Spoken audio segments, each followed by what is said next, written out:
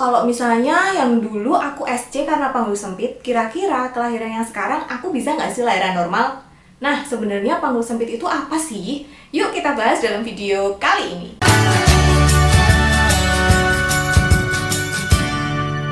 Selamat datang di Kriwi Life, ngobrolin kesehatan bareng aku, Bidan Oni. Kali ini kita akan ngobrolin soal panggul sempit. Mungkin kalian udah pernah denger ya soal panggul sempit ini.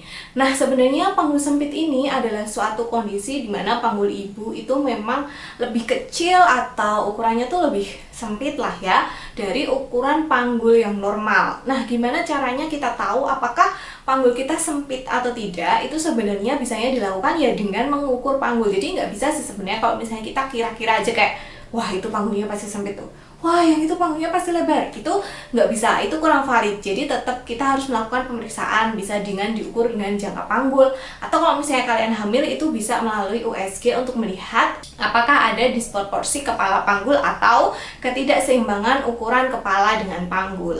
Nah, konon katanya nih kalau misalnya tinggi ibu itu kurang dari 145 cm, panggulnya pasti sempit. Sebenarnya ini juga belum tentu juga ya gitu, karena memang panggul ini adalah bawaan lahir juga kadang ukurannya gitu. Nah, apa saja sih yang menyebabkan panggul itu bisa menjadi sempit? Yang pertama itu memang bawaan lahir, jadi memang dari sononya itu ukuran panggulnya ya segitu aja gitu. Nah, memang ibu-ibu yang tingginya itu 145 cm atau kurang itu memiliki resiko panggulnya sempit dibandingkan ibu-ibu yang tingginya lebih tinggi daripada 145. Let's see, ibu-ibu yang tingginya 160 cm pasti resiko panggul sempitnya lebih rendah. Selain itu bisa juga karena kelainan panggul akibat cacat bawaan ketika lahir, atau misalnya memang bawaan genetikanya memang panggulnya sempit.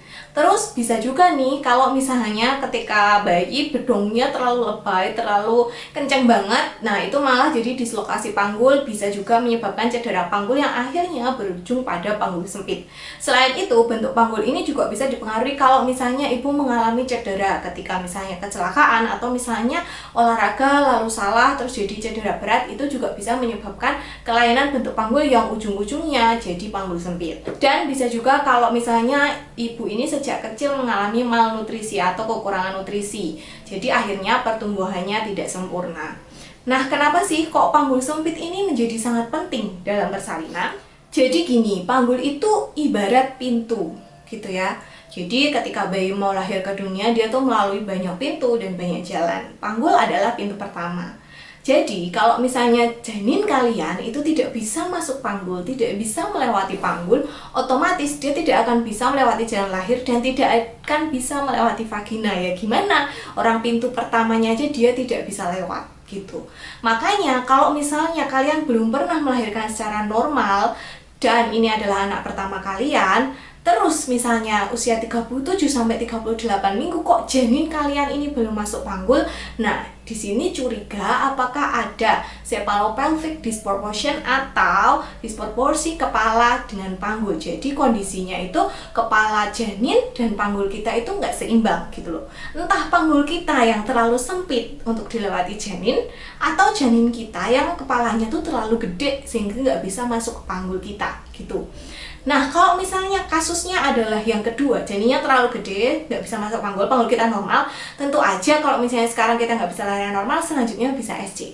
Tapi kalau kondisi yang kedua, memang panggul kitanya yang sempit, padahal ukuran janinnya normal, sehingga akhirnya janinnya ini nggak bisa masuk panggul, ya kemungkinan besar persalinan selanjutnya kita harus SC, karena janinnya nggak bisa lewat pintu itu tadi loh Bu. Jadi memang untuk bisa lahir ke dunia ini yang pertama-tama janin harus bisa masuk panggul dulu gitu. Itulah kenapa 37-38 minggu sebaiknya kehamilan pertama, persalinan pertama itu janin sudah masuk panggul.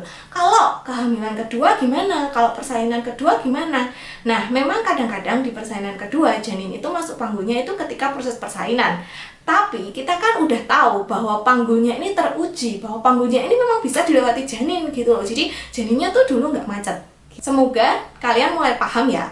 Kenapa sih kalau panggul sempit itu nggak bisa dipaksakan melahirkan normal? Ya gimana Bu, janinnya tuh nggak bisa melewati pintu pertama itu tadi. Lalu emangnya kenapa kalau misalnya dipaksakan normal? Ya kalian bayangin aja, kalian pakai baju kesempitan aja susah banget kan mau masukin ke kepala kita gitu. Kalau misalnya jalannya juga sempit banget, kita mau lewat juga susah kan. Nah, sama dengan janin. Kalau misalnya kita memaksakan, itu tulang-tulang kepala janin memang didesain masih lunak dan masih bisa sedikit ditekuk-tekuk sama tubuhnya supaya bisa masuk ke dalam panggul, bisa melewati janin lahir. Tapi kalau terlalu dipaksa, itu juga kurang baik gitu. Dia bisa mengakibatkan perdarahan, bisa menyebabkan persalinannya macet, dan kalau persalinannya macet itu janin berisiko vital distress lebih besar gitu. Kalau janin udah vital distress dan jantungnya meningkat atau malah melemah, nah itu bisa berakibat sampai kematian janin gitu. Jadi memang persalinan dengan panggul sempit ini agak-agak berisiko juga kalau misalnya dipaksakan gitu ya. Jadi semoga ada sedikit gambaran kenapa sih kalau panggulnya sempit itu harus di SC, dan kenapa sih nggak bisa dipaksa normal ya, karena memang terlalu berisiko Bu gitu. Kita juga disuruh masuk lewat pintu yang terlalu kecil sampai badan kita ngeringkuk-ngeringkuk gini kan juga nggak mau kan gitu ya. Sama seperti itu. Lantas kalau misalnya kita udah didiagnosa, wah panggul kamu sempit nih, apakah kita bisa melahirkan normal?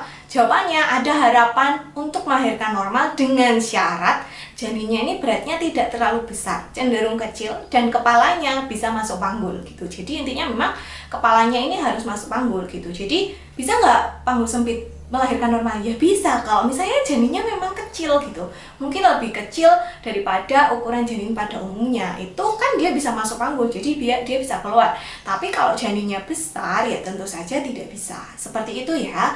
Jadi semoga dengan menonton video ini, ibu-ibu yang mungkin memiliki panggul sempit jadi sedikit bisa memahami dan bisa menerima keadaan.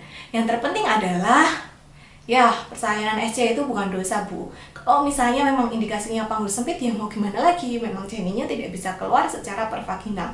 Bukan karena ibunya manja, bukan karena ibunya tidak bisa mengejan, bukan karena ibunya malas. Tapi memang itu adalah komplikasi kelainan yang memang membutuhkan tindakan medis. Semoga cukup jelas ya penjelasan singkat kali ini tentang panggul sempit, karena memang aku masih banyak menerima pertanyaan soal, Bu kalau panggulku sempit masih bisa lahiran normal ya? Bu kalau misalnya panggulku sempit masih bisa ditunggu nggak ya? Atau harus SC gitu. Nah, semoga dengan menonton video ini kalian bisa menemukan jawabannya ya. Semoga sehat selalu, sampai jumpa di video selanjutnya. Klik tombol subscribe dan follow aku di Instagram @bidangkriwil. Bye!